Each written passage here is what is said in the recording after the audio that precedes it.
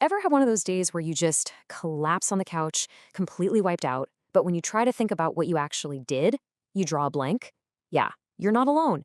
It's this weird paradox of modern life, right? We're always feeling like we're out of time, even though every single one of us gets the exact same amount. So let's get into it. I mean, this is the one great equalizer, isn't it? From the biggest CEO on the planet to, well, the rest of us just trying to get through our inbox, the clock ticks the same. The real difference, the thing that separates progress from panic, isn't how much time we have, it's how we decide to use it. And that decision really comes down to one thing. And here's the split. Over on one side, you've got being busy. This is the world of reacting. An email comes in, you react. A notification pops up, you react. It leads to nothing but exhaustion and a whole lot of noise. But on the other side, that's being intentional. This is about proactively prioritizing, which leads to actual progress and lets you hear the signal through all that noise. This will explain about how we get from that first column over to the second. Okay, so let's diagnose the problem. Why are so many of us spinning our wheels, feeling completely trapped in this cycle? It really starts with a cultural issue, this dangerous idea that being busy is the same as being productive. This right here, this is the core of it. We've built this whole culture where being overworked is somehow a badge of honor. It's almost a competition, right? We brag about how tired we are, as if that proves how important we are. But you know what? Exhaustion isn't a status symbol. It's a warning sign that your whole approach is broken.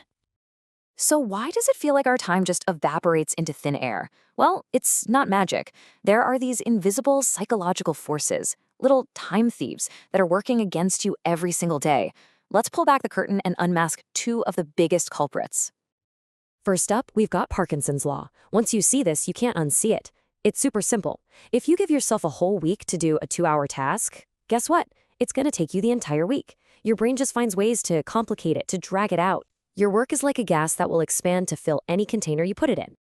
And you know exactly what I'm talking about. You've got one simple thing you need to do. Maybe it's cleaning out the garage or finally writing that important email. You think, hey, I've got all day for this.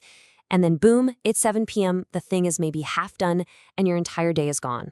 That's Parkinson's law, right there in the wild. And here is its evil twin, the planning fallacy. This is that little, chipper, optimistic voice in your head that says, oh, for sure, I can knock that out in 15 minutes. The problem is, that voice is a terrible estimator. It never, ever accounts for interruptions or technical difficulties or just, reality. So, with these forces constantly working against you, it's worth taking a second to ask a really tough question. Where is your time, your most valuable, totally non-renewable resource, actually going? If you had to track it, I bet the results would be pretty shocking. For a lot of people in the corporate world, this chart is a painful dose of reality. A typical time audit shows that we spend less than half our time on the work that actually matters. The rest, it gets devoured by distractions and, my personal favorite, meetings about meetings. Seeing it laid out like this is a massive wake-up call. This brings us to one of the biggest productivity scams ever sold to us.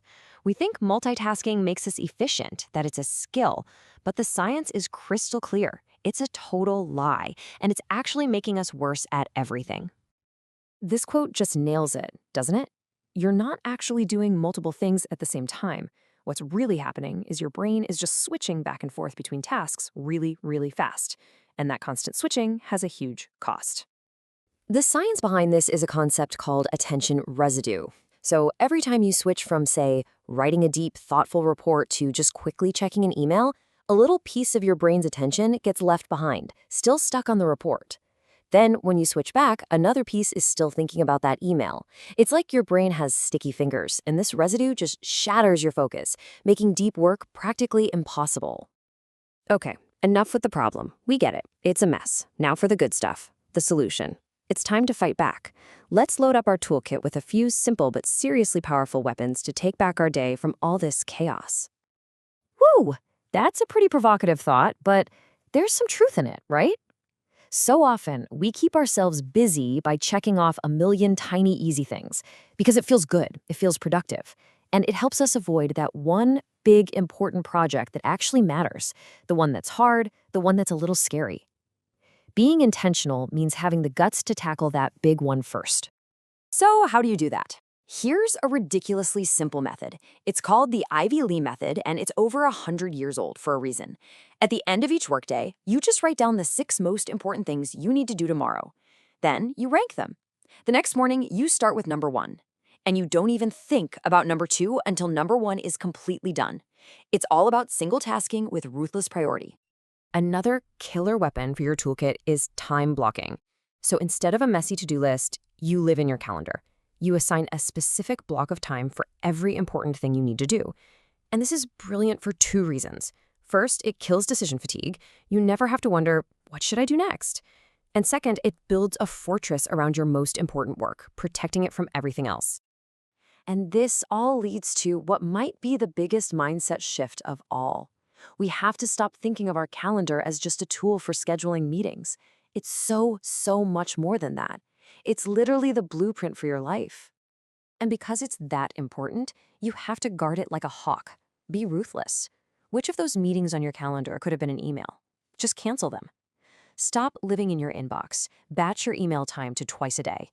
When it's time to focus, your phone needs to be in another room. And please, give yourself some breathing room between tasks with buffer zones. These aren't just little life hacks. They are acts of taking back your life.